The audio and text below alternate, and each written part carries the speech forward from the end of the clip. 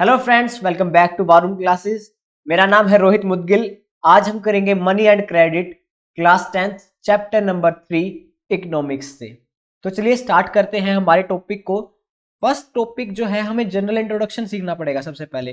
तो general introduction होता क्या है वो समझने हैं। तो सबसे पहले हम बात करते हैं मार्केट की। मार्केट क्या होती है? एक क्वेश्चन आपको यहां से बनता है कि डिफाइन मार्केट। 1 मार्क्स में आपसे पूछ सकता है एग्जामिनर बोर्ड्स में कि डिफाइन मार्केट। तो मार्केट क्या है? मार्केट एक ऐसा प्लेस है जहां पर बाइंग एंड सेलिंग प्रोसेस होती है। ठीक है, तो आपको लिखना क्या है? Market is defined as the space where buyers engage in the purchase and sale of goods. आपको पता है मार्केट में आपके टाउन में या फिर आपकी सिटी की एक मार्केट होती है जहां पर बहुत सारी शॉप्स होती हैं। जैसे कि यहाँ पर आप देख रहे हो बहुत सारी शॉप्स हैं। ठीक है, कोई शूज की शॉप है, कोई स्टेशनरी की है, कोई मोबाइल्स की है, कोई लैपटॉप की है, कोई अदर एसेसरीज की है। ऐसे काफ़ी सारी शॉप्स होती हैं। उस प्लेस को हम मार्केट बोलते हैं जहाँ पे हम किसी भी चीज़ को सेल या फिर परचेज करते हैं। अब सेलिंग एंड परचेज के लिए हमें एक चीज़ की रिक्वायरमेंट होती है। या तो हम सेल करते हैं या फिर हम परचेज करते हैं। ठीक है, चाहे तो हम चीज़ खरीदते हैं या फिर हम चीज़ को बेचते हैं। ठीक है, अब चीज़ खरीदने के लिए हमें कुछ चीज़ें ज़रूरत होती है जिनकी, उसे बोलते हैं मनी। आप अगले सामने वाले बंदे को कुछ दोगे, जैसे कि मान लीजिए मेरे को शूज़ परचेज करने हैं। ठीक है, मेरे को शूज़ परचेज करने हैं और वो शूज़ हैं 2000 के, जो हम मनी बोलते हैं 2000 रुपए के शूज़ हैं। तो जब तक मैं उसको मनी दूंगा नहीं तब तक वो मुझे शूज़ थोड़ी देगा। तो इसलिए मनी की रिक्वायरमेंट होती है। अब मनी क्या होती है? Money is generally defined as the medium of exchange. एक मीडियम ऑफ एक्सचेंज है। मतलब कि ये जो शूज़ थे मेरे को, ये जब मैं 2000 रुपये उसे दूंगा तो वो तब मुझे वो जूते देगा। तो ये एक मीडियम ऑफ एक्सचेंज है। ठीक है, मैं 2000 रुपये दूंगा उसको और वो मेरे को जूते देगा।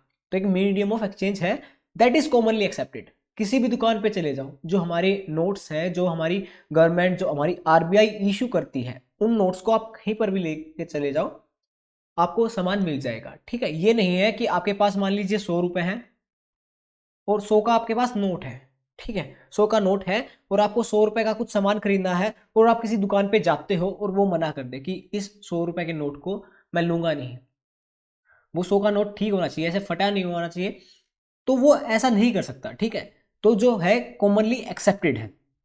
इसके बाद एक बात आती है बार्टर सिस्टम की। ठीक है, बार्टर सिस्टम क्या है? जो हमारा ये बार्टर सिस्टम आप देख रहे हो, बार्टर सिस्टम क्या होता है? ये एक ओल्ड प्रैक्टिस है। ठीक है, पहले जब हमारी मनी नहीं थी, ठीक है, जो हमारी मनी तो अभी है हमारे पास। ठीक है, पहले के जो पुराने आदमी थे वो क्या करते थे? वो बार्टर सिस्टम का यूज करते थे। बार्टर सिस्टम क्या होता है वो समझते हैं। मान लीजिए एक पर्सन है ए और दूसरा पर्सन है बी।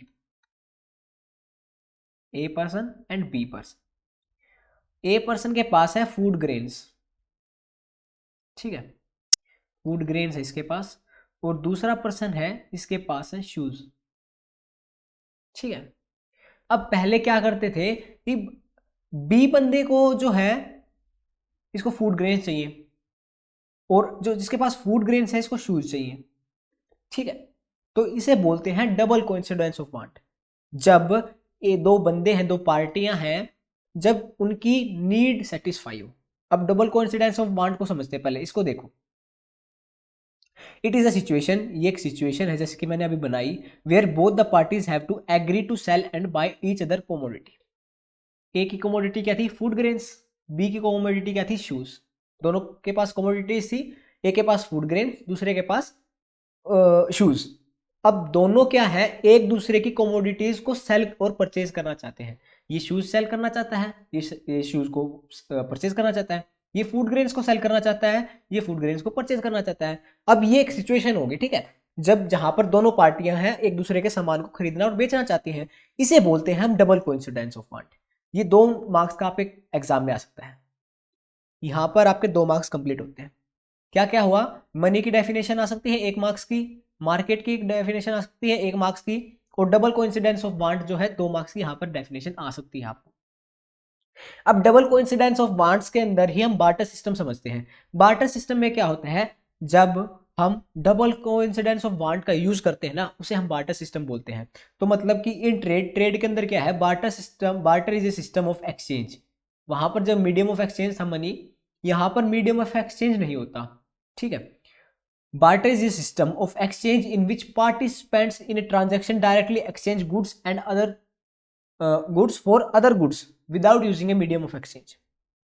मनी क्या है, देखिए मनी, मनी एक मीडियम ऑफ एक्सचेंज है कि एक पर्सन था ए, उसके पास पैसे आए, ठीक है, उसने कुछ सामान बेचा, उसके पास पैसे आ गए, अब उस पैसे से वो कुछ दूसरा सामान खरीद लेगा, तो ये क्या है, एक मीडियम ऑफ एक्सचेंज है, ठीक है, एक बीच में एक बैरियर का काम कर रहा है। लेकिन बार्टर सिस्टम की कमी ये थी कि ये एक बैरियर का काम यूज नहीं कर पाता था। क्या है कि एक ए ने बी को सेल कर दी और बी ने ए को सेल कर दी, ये एक्सचेंज नहीं कर पाते थे, तो इस सिस्टम को बोलते थे बार्टर सिस्टम, जहां पर जो गुड्स हैं वो एक्सचेंज किए जाते थे, ठीक है, पैसा या फिर मीडियम ऑफ एक्सचेंज उनके बीच में नहीं था, इसे बोलते हैं बार्टर सिस्टम। तो 2 नंबर की डेफिनेशन आपसे पूछ सकता है ये बार्टर सिस्टम की, यहां पर 2 मार्क्स आपके यहां पर कंप्लीट होते हैं, ठीक है। बार्टर सिस्टम क्या होता है, डबल कोइंसिडेंस ऑफ वांट्स क्या होती है। अब एक क्वेश्चन बनता है यहां पर, why we use money as a medium of exchange, इसको समझते हैं, ठीक है। एक क्वेश्चन आपका बन सकता है कि डीमेरिट्स ऑफ बार्टर सिस्टम, अगर बार्टर सिस्टम इतना ही अच्छा था तो हमें मनी की क्यों रिक्वायरमेंट हुई, ठीक है, एक क्वेश्चन ये बनता है। और इसी का बनता है कि मनी को हम मीडियम ऑफ एक्सचेंज क्यों यूज करते हैं। अब एक एग्जांपल से इसको समझते हैं। एक पर्सन है ए, दूसरा पर्सन है बी और तीसरा पर्सन है सी, ठीक है, 3 हमारे पास आदमी है। ए के पास क्या है, फूड ग्रेन्स है, बी के पास शूज है, सी के पास बुक्स है। फूड ग्रेन्स जिसके पास है उसको चाहिए बुक्स, इसको बुक्स चाहिए, सी को शूज चाहिए और बी को फूड ग्रेन्स चाहिए, ठीक है। अब इसमें डबल कोइंसिडेंस ऑफ वांट्स मिल नहीं रही, क्योंकि डबल कोइंसिडेंस ऑफ वांट क्या होती थी, ए सी को सामान देता और सी ए को सामान देता, लेकिन ए को सी का सामान चाहिए लेकिन सी को ए का सामान नहीं चाहिए, यहां पर एक ये दिक्कत आ रही है। अब ऐसे ही बी का और सी का है, सी को बी का सामान चाहिए लेकिन बी को फिर सी का सामान नहीं चाहिए, उसको तो ए का सामान चाहिए, तो ये दिक्कत। और ऐसे ही बी को ए का सामान चाहिए लेकिन ए को बी का सामान नहीं चाहिए, ए को सी का सामान चाहिए, ठीक है, समझ रहे हो। तो इस सिचुएशन में क्या होता था कि जो डबल कोइंसिडेंस वांट है वो इजीली नहीं मिलती थी। अब यहां पर मैं पैसे लगा लूं, मान लीजिए पैसे हम मनी को ले आते हैं, यहां पर ए सी को पैसे देगा उसकी बुक्स के, उसके पास पैसे आ गए। अब सी जो है बी को बुक पैसे दे देगा कि ले भाई तू पैसे ले, और उससे शूज खरीद लेगा। और बी क्या करेगा, ए को वापस पैसे दे देगा और फूड ग्रेन्स ले लेगा। तो इसलिए मीडियम ऑफ एक्सचेंज की हमें जरूरत पड़ी।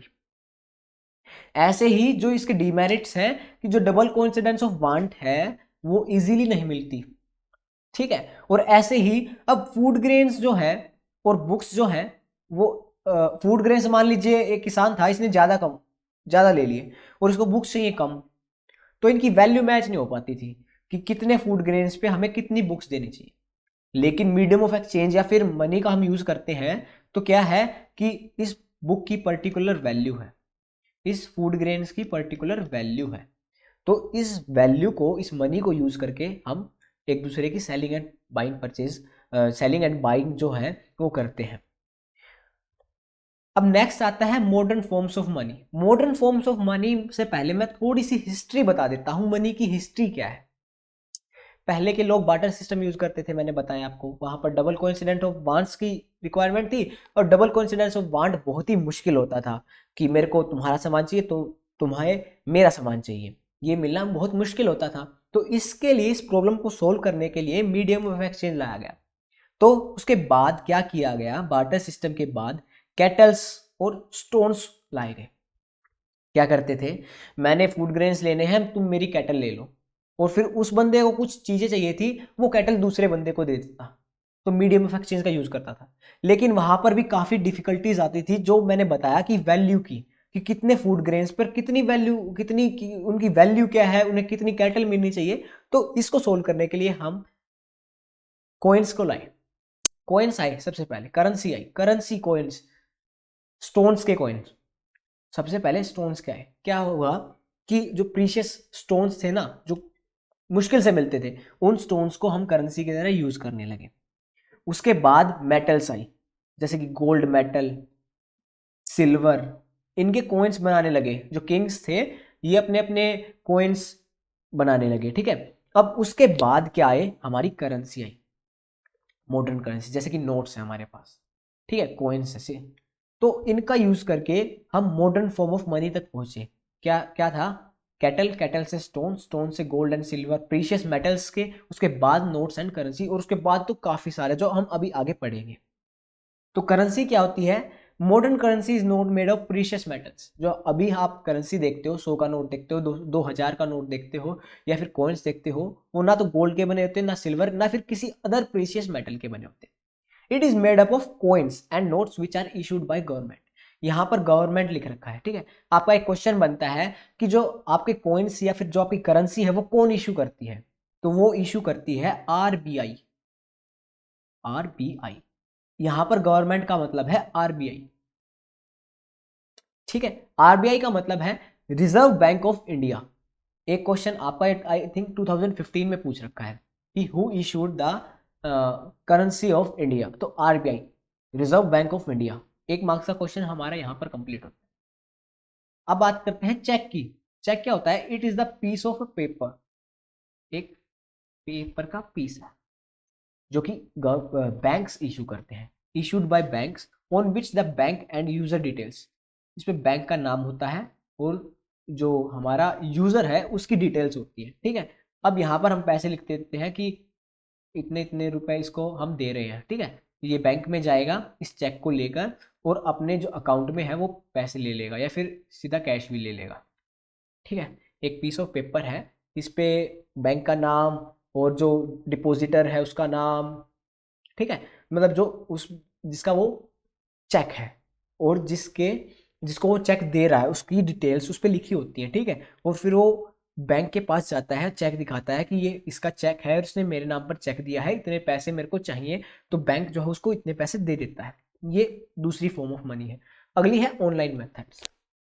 आजकल मोस्टली ऑनलाइन मेथड्स का यूज कर रहे हैं, यूपीआई जैसे कि, ठीक है।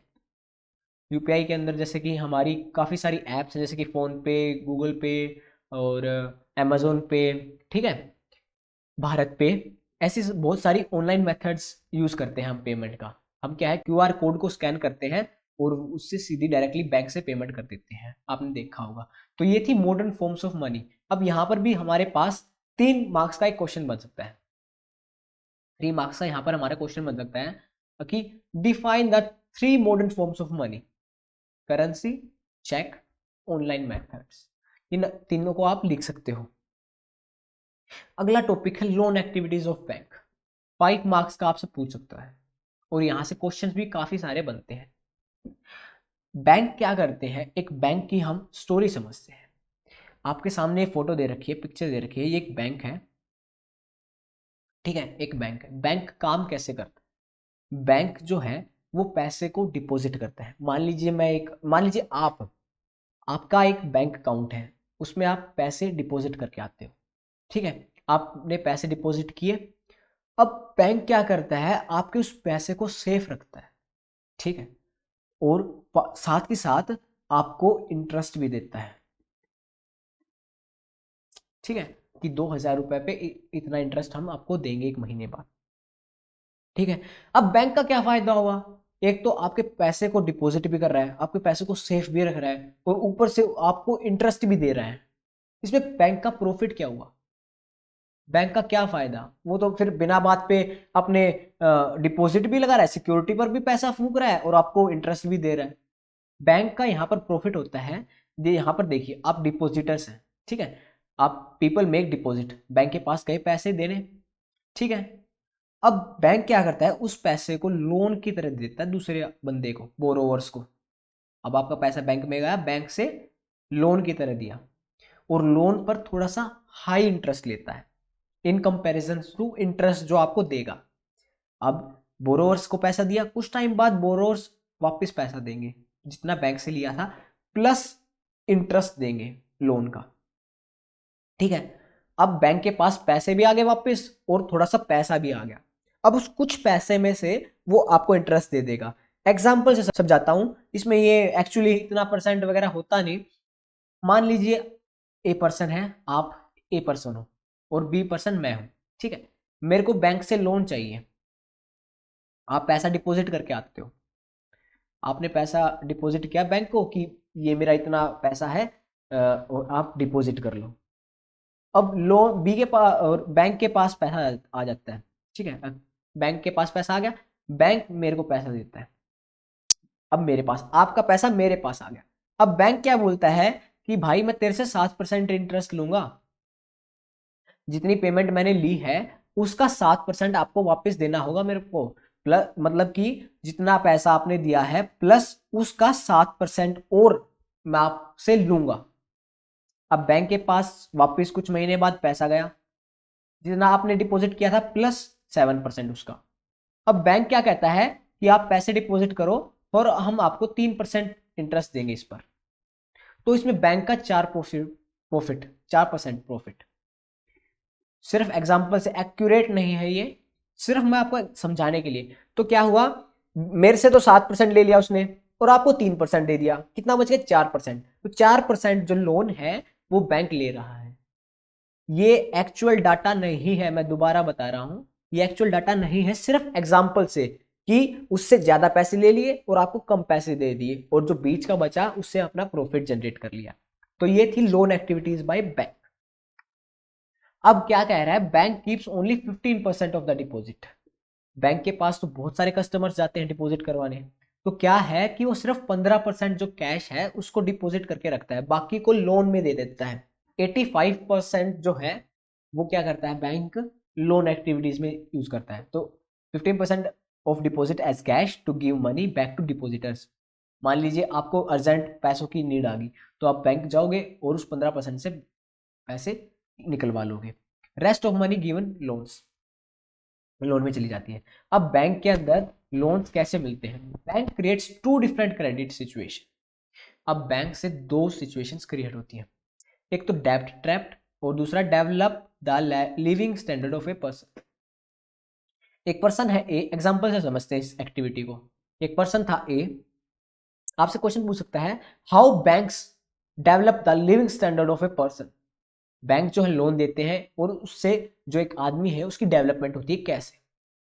एक किसान था जिसके पास एक खेत है। अब वो बैंक से लोन लेता है कि मुझे 1 लाख रुपए दो, ठीक है, मुझे फार्मिंग में यूज करना है 1 लाख रुपए। अब बैंक उसको 1 लाख रुपए लोन दे देता है। अब उसकी जो है अच्छी फसल होती है और उससे वो 5 लाख रुपए कमा लेता है। एग्जाम्पल से समझा रहा हूं, 5 लाख रुपए अब उसने कमा लिए। तो अब वो क्या करेगा, 1 लाख रुपए प्लस जो इंटरेस्ट था, 1 लाख रुपए प्लस जो इंटरेस्ट था वो बैंक को वापस दे देगा। इससे क्या है, जो 4 लाख रुपए थे वो उसने कमा लिए, फार्मर ने 4 लाख रुपए कमा लिए। अब 4 लाख रुपए कमा लिए तो उन 4 लाख को वो आगे मॉडर्न टेक्निक्स में यूज करेगा, मॉडर्न मॉडर्न टूल्स परचेज करेगा उससे। तो ये क्या है, जो पर्सन था वो डेवलप हो गया, जो एक पर्सन था डेवलप हो गया। लोन लिया है, उसको लोन मिल गया इजीली, उसके पास पैसे थे नहीं लेकिन उसको लोन मिल गया, लोन मिल गया, उसकी अच्छी फसल हुई, अच्छी फसल होते ही उसने प्रॉफिट जनरेट किया, उस बैंक को भी वापस दे दिए और फिर जो प्रॉफिट बना था उससे मॉडर्न टेक्निक्स भी यूज कर ली और फिर ऐसे ही ऐसे वो डेवलप हो गया। तो जो लोन मिला था उससे एक सिचुएशन ये होती है कि वो डेवलप हो सकता है, लेकिन क्रिएटेड डेब्ट ट्रैप। अब इसको समझते हैं। मान लीजिए वही पर्सन था ए, बैंक से लोन लिया 1 लाख रुपए। बैंक से 1 लाख रुपए लेने के बाद अब उसकी फसल अच्छी नहीं हुई, ठीक है, सूखा पड़ गया। सूखा पड़ने के बाद अब वो 1 लाख रुपए जो उसने बैंक से लिए थे वो उसको चुका नहीं पा रहा, प्लस में इंटरेस्ट भी है। 1 लाख रुपए प्लस इंटरेस्ट अब उसको देना है। तो अब वो डेब्ट ट्रैप में फंस गया, कर्जे में फंस गया। तो इससे दो सिचुएशन क्रिएट हो सकती हैं, या तो उसकी लिविंग स्टैंडर्ड्स, जो लिविंग स्टैंडर्ड है उस पर्सन के हाई हो जाएंगे, या फिर वो एक डेब्ट ट्रैप में फंस के रह जाएगा। तो जो है bank creates to different credit situations, ये आती है यहाँ पर, ठीक है। अब दूसरा क्वेश्चन भी आपसे पूछ सकता है, हाउ द लोन्स क्रिएट डेब्ट ट्रैप टू ए पर्सन। ये मैंने आपको समझाया, पूरा एग्जांपल से आप समझा दीजिएगा। अब टर्म्स ऑफ क्रेडिट, अब हमें मान लीजिए लोन लेना है, ठीक है, लोन लेना है, इसके लिए क्या क्या सिचुएशंस हैं, क्या क्या टर्म्स एंड कंडीशंस हैं, ठीक है। तो टर्म्स एंड कंडीशंस क्या होती हैं, every bank has a specific rate of interest. हर एक बैंक का इंटरेस्ट होता है। रेट ऑफ इंटरेस्ट मतलब कि मैं इतने परसेंट पर आपको लोन दूंगा, ठीक है। अलग अलग सिचुएशन में अलग अलग रेट ऑफ इंटरेस्ट होता है, ठीक है। अब नेक्स्ट है कोलेट्रल। अब एक आपसे 1 मार्क्स में ये क्वेश्चन भी आ सकता है, जो हमारे बैंक्स हैं, लोन एक्टिविटीज, इनका देखरेख कौन करता है? तो इनकी देखरेख करता है वापस से RBI, reserve bank of India. ये देखता है कि जो लोन है वो अच्छे से दिया जा रहा है, या फिर जो भी इंटरेस्ट है, रेट ऑफ इंटरेस्ट ज़्यादा कम तो नहीं है, ये सब देखता है रिजर्व बैंक ऑफ इंडिया। अब नेक्स्ट टर्म आती है कोलेट्रल। मान लीजिए मैं लोन लेता हूं बैंक से 1 लाख रुपए और भाग जाता हूं, ठीक है, 1 लाख रुपए लिए और भाग गया, तो बैंक का तो काफी लॉस हो गया। तो इसके लिए वो एक टर्म यूज करते हैं कोलेट्रल। कोलेट्रल क्या होती है? डॉक्यूमेंट्स, लैंड के डॉक्यूमेंट्स, या फिर व्हीकल, या फिर कोई भी अदर चीज जो वैल्यूएबल है उसको अपने पास ले लेती है, ठीक है। डॉक्यूमेंट्स ले लिया आपकी लैंड की, आपकी लैंड थी 10 लाख रुपए की, ठीक है, 10 लाख रुपए की लैंड थी, आपको लोन दिया 1 लाख का, आप भाग गए, आपकी लैंड को सेल करके पैसे को रिकवर कर लेंगे। तो इसलिए कोलेट्रल को यूज करते हैं हम, ठीक है, कोलेट्रल फॉर सिक्योरिटी, ठीक है, सिक्योरिटी बने रहेगी। आप 1 लाख रुपए लेके भागे, कोई दिक्कत नहीं है, हमारे पास 10 लाख रुपए, हम उसे बेच के अपने लोन को वापस रिगेन कर लेंगे। Bank ask documentation and mode of free payment, जैसे मैंने बताया मोड ऑफ फ्री पेमेंट कि पैसे कैसे आप वापस दोगे, और डॉक्यूमेंट्स का, आपका आधार कार्ड है, जो भी आपका फोटो, आपकी आईडी, जो भी है, जो भी डॉक्यूमेंट्स उसमें लगते हैं, आप प्रॉपर एक डॉक्यूमेंट रखती है, क्योंकि उसको आरबीआई को बताना होता है कि ऐसे ऐसे हम लोन एक्टिविटीज कर रहे हैं, ठीक है। तो ये सारी थी लोन एक्टिविटीज। अब यहाँ पर क्वेश्चंस क्या क्या बनते हैं? एक क्वेश्चन बनता है डिफाइन कोलेट्रल का, 1 मार्क्स का या फिर 2 मार्क्स, एग्जाम्पल के साथ। ये यहाँ से डेवलप कर सकती है लोन कैसे, और जो क्रिएट एक डेब्ट ट्रैप कर सकते हैं लोन्स कैसे, यहाँ से क्वेश्चन आ सकता है कि कितने % का जो है डिपॉजिट कैश रखती है हम बैंक, 1 मार्क्स का, और काफी सारे क्वेश्चन जो मैंने समझाया पूरा वो। अब 2 सेक्टर्स होते हैं लोन देने के लिए, 2 सेक्टर्स हैं, formal sector, informal sector. Formal sector जो है वो गवर्नमेंट के द्वारा चलते हैं, जैसे कि बैंक्स हैं, कोऑपरेटिव सोसाइटीज हैं, ये इस पे है ना, जो हमारी गवर्नमेंट है, जो आरबीआई है, वो कड़ी नजर रखती है कि हमारा जो जो लोन लेगा उसके साथ अत्याचार तो नहीं हो रहा है। अब दूसरा होता है इनफॉर्मल सेक्टर्स, जैसे कि हमारे रिलेटिव्स हैं, फ्रेंड्स हैं, मनी लेंडर्स, या फिर बड़े बड़े ट्रेडर्स।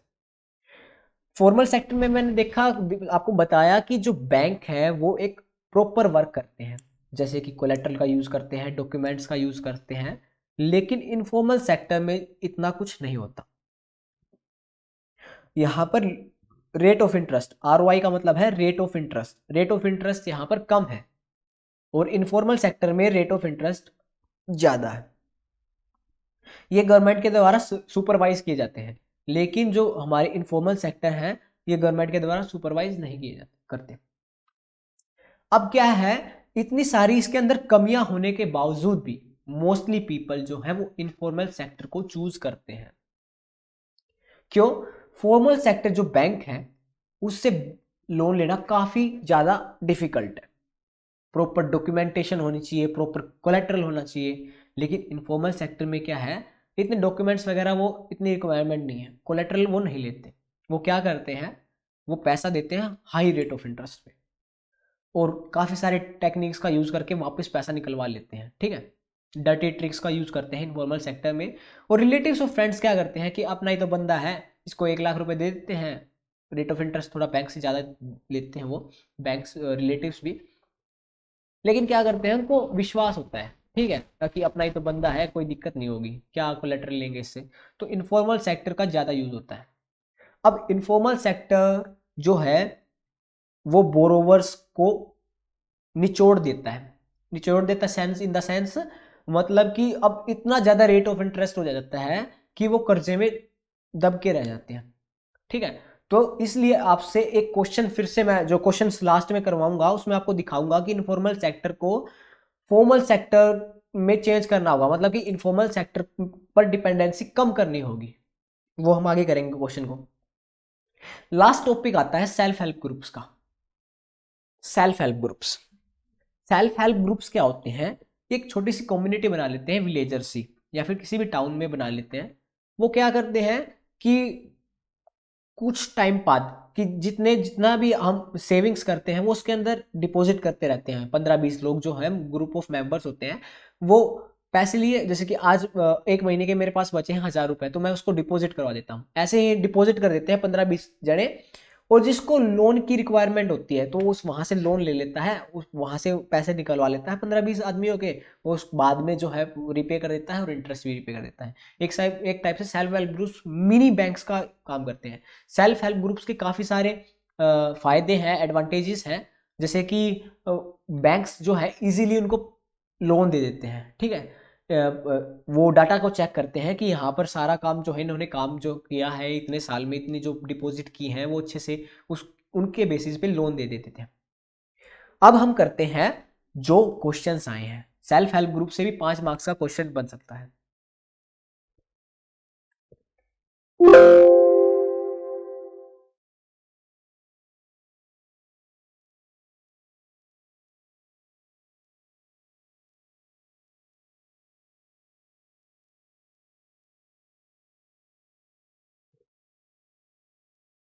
तो अब हम बात करते हैं जो इंपॉर्टेंट क्वेश्चंस हैं आपके। ठीक है, जो इंपॉर्टेंट क्वेश्चंस हैं उनकी बात करते हैं।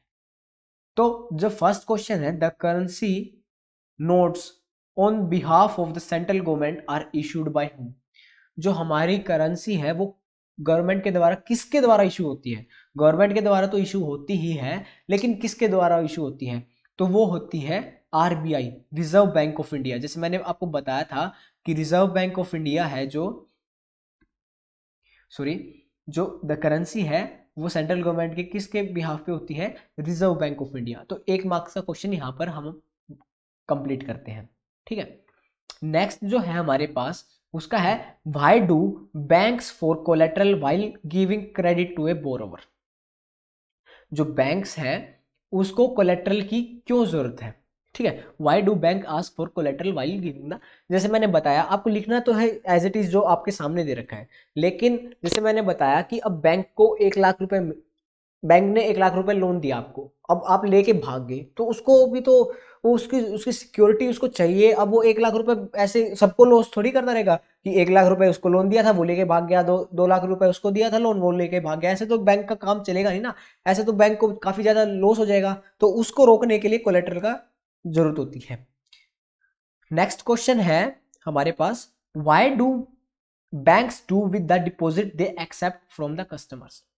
अभी थोड़ी देर पहले मैंने आपको बताया था कि जो टर्म्स ऑफ सॉरी जो बैंक्स हैं वो क्या करते हैं, पैसा लेते हैं और उस पैसे को 15% डिपॉजिट की तरह कैश पे रखते हैं, और बाद में जो पैसा बचता है उसको लोन में दे देता है।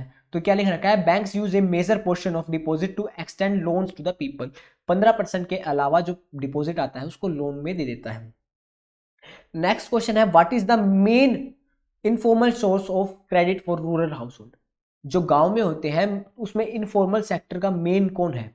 वो है मनी लैंडर्स। ठीक है, मनी लैंडर्स जो है वो काफी हाई रेट ऑफ इंटरेस्ट पे जो है लोन देते हैं। Which body supervise the functioning of formal sectors, formal sources of loan. मैंने बताया था लोन को कौन चेक करती है फॉर्मल में? Reserve bank of India, RBI. Modern currency is without any use of its sound, then why it is accepted as a medium of exchange. मैंने एक एग्जांपल बताया था कि अगर मनी होगी तो ए से ए बी को मनी दे देगा और बी से एक सामान खरीद लेगा, और फिर बी क्या करेगा, ए से सामान जो मनी आई है उसको सी को दे देगा और सामान खरीद लेगा। तो मीडियम ऑफ एक्सचेंज ऐसे यूज करेगा। जो आपके सामने आंसर दे रखा है आपको ये लिखना है। नेक्स्ट है, what is the meaning of A barter system. Barter system हमने समझ लिया, 2015 में आपके पास आया था। एग्जाम्पल दे रखा है आपको, what is the meaning of investment. Investment एक क्वेश्चन है। इन्वेस्टमेंट क्या होती है?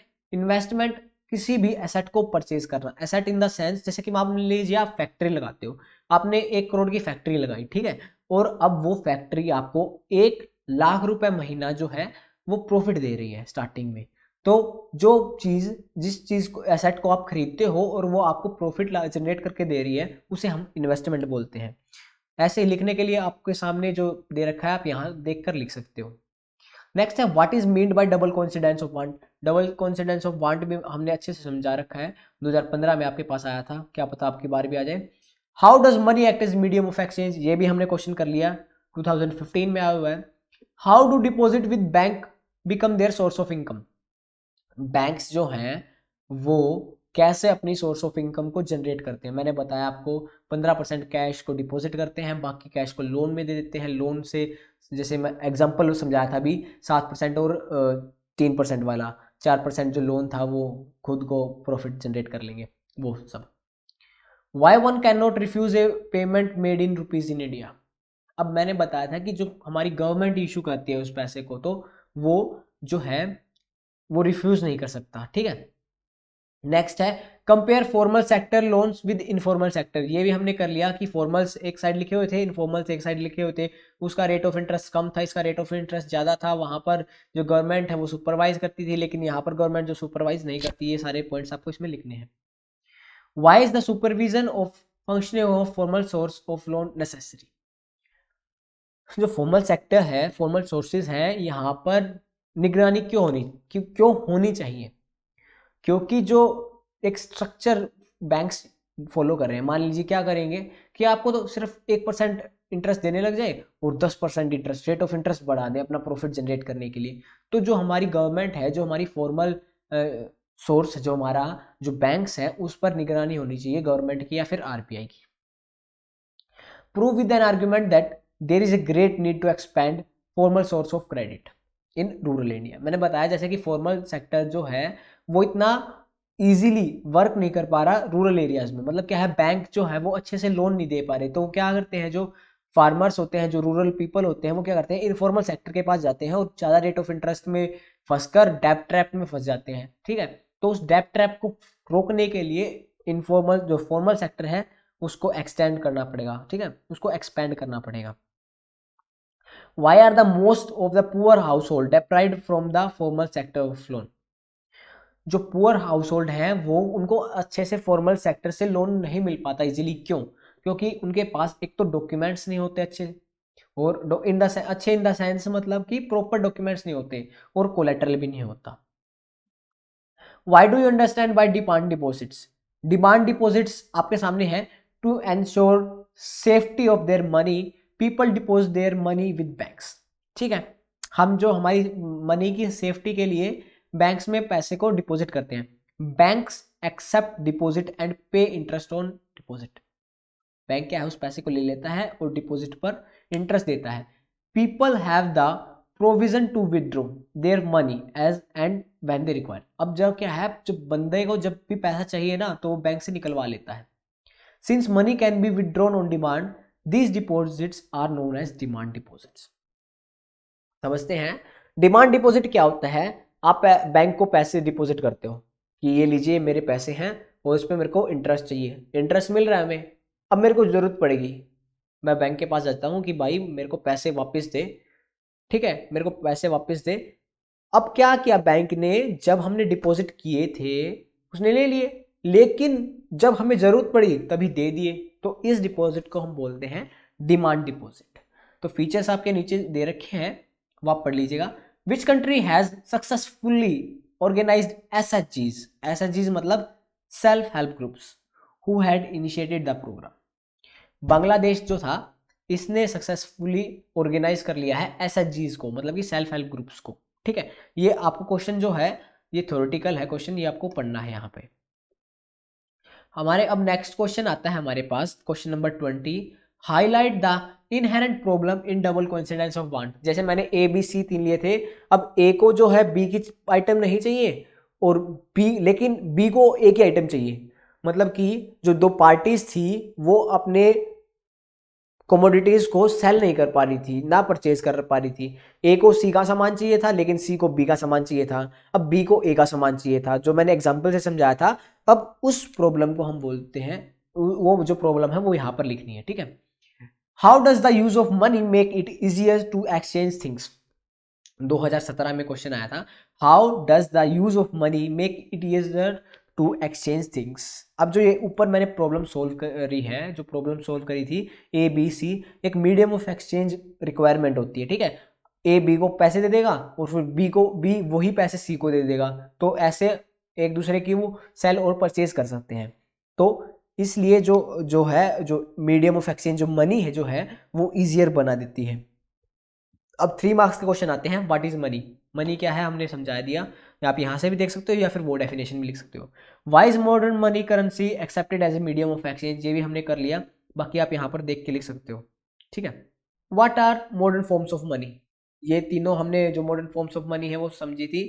Y is the rupee widely accepted as a medium of exchange, ये क्वेश्चन भी हमने कर लिया, 2013 में आपके पास क्वेश्चन आया था। व्हाट इज कोलेट्रल, ये भी कर लिया। Why do lenders ask for collateral while lending, ठीक है, कोलेट्रल की क्यों रिक्वायरमेंट है, ठीक है।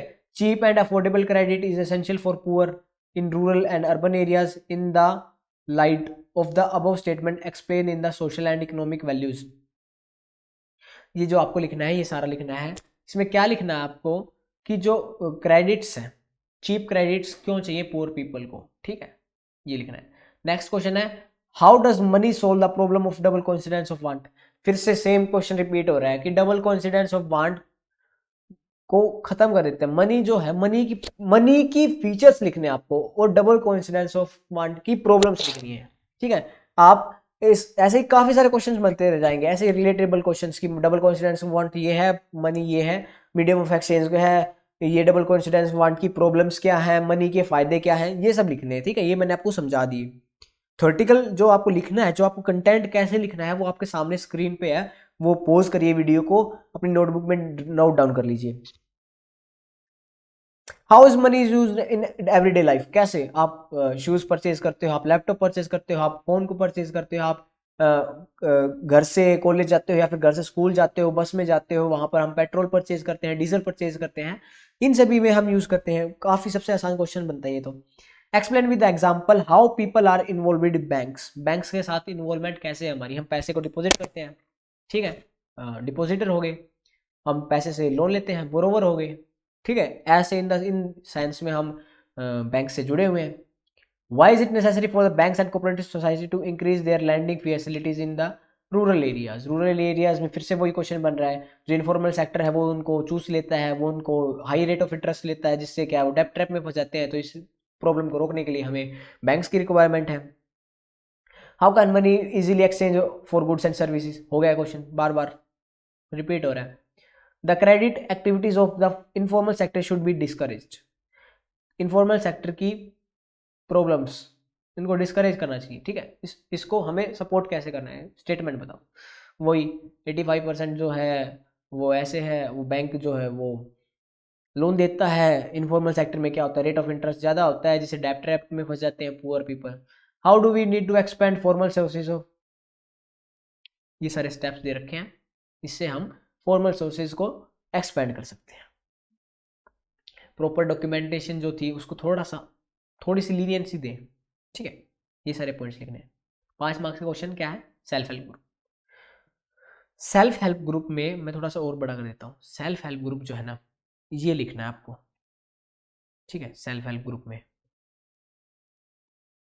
ये क्वेश्चन 5 मार्क्स का, जैसे मैंने आपको समझाते वक्त बताया था कि सेल्फ हेल्प ग्रुप का 5 मार्क्स का क्वेश्चन डेफिनेटली यहाँ से बन सकता है। What is the basic objective of self help group, self help group होते जो है उसका बेसिक ऑब्जेक्टिव क्या है, वही जो मैंने बताया था, 15 से 20 मेंबर होते हैं, वो अपनी जो इनकम थी उसमें से जो बचा है पैसा उसको डिपॉजिट करते हैं, और जिस भी बंदे को उस पैसे की रिक्वायरमेंट है वो उससे उस स्मॉल सेल्फ हेल्प ग्रुप से लेता है और उस बैंक को सॉरी उसको बाद में इंटरेस्ट पे कर देता है।